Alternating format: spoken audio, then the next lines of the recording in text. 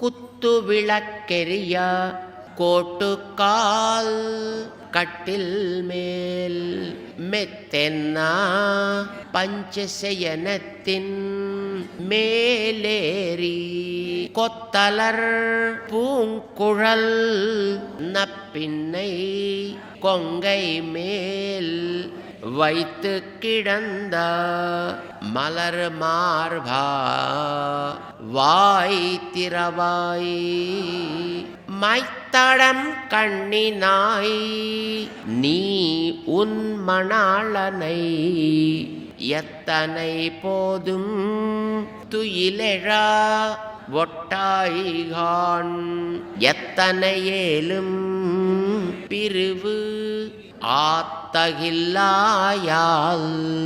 தத்துவமன்று தகவு ఏలోరెంబావాయ్.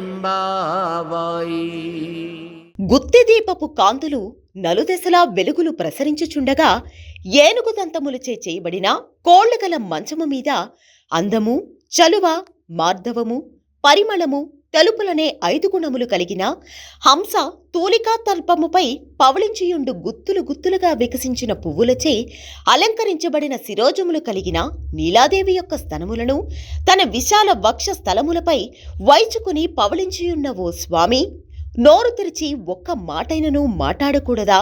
లేక కాటుకచే అలంకరింపబడిన విశాలమైన నేత్రములు కల ఓ నీలాదేవి, జగచ్చామి అయిన శ్రీకృష్ణుని స్వల్పకాలమైనను పడక విడిచి బయటకు వచ్చుటకు అనుమతింపకున్నావు. క్షణమైనను శ్రీకృష్ణుని విశ్లేషమును సహింపజాలవే. ఇది నీ స్వరూపమునకు నీ స్వభావమునకును తగదు.